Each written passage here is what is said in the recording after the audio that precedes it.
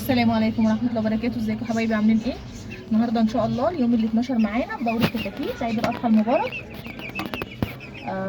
وهنكمل طبعا برضو على نفس الفيتامينات ونفس المحلول الفموي لمده لحد اليوم لحد بكره. يعني كده بكره يبقى احنا بقالنا 4 ايام بنديهم الفيتامينات ديت. طيب هنسمي الله وهنبتدي كده زي ما اتعودنا، او اللي لسه اول مره يشوف الفيديو معانا النهارده.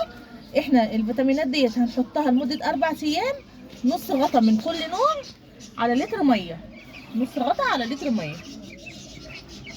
ده فيتامينات ايه ودي 3 واي.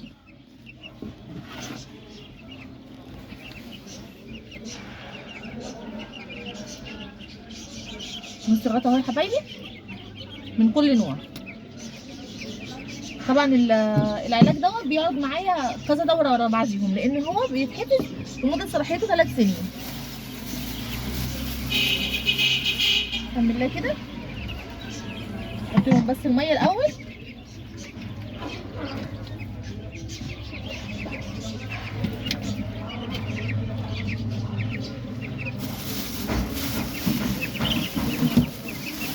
نبتدي نحط مع بعض العلف. هما دلوقتي حبايبي ما شاء الله اللهم بارك بدأوا يسحبوا من العلف.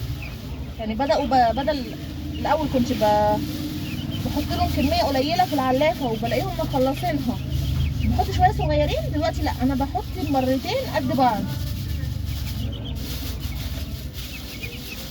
وهنزود كده العلف النهاردة، ولسه هنكمل بالعلف البادي. احنا دلوقتي لسه بنكمل بالعلف البادي.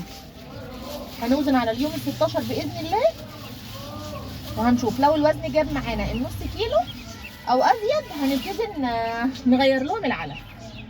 هنخلي كل حاجه بس لوقتها علشان ما تتلخبطوش معايا او حاجه تفوتكم.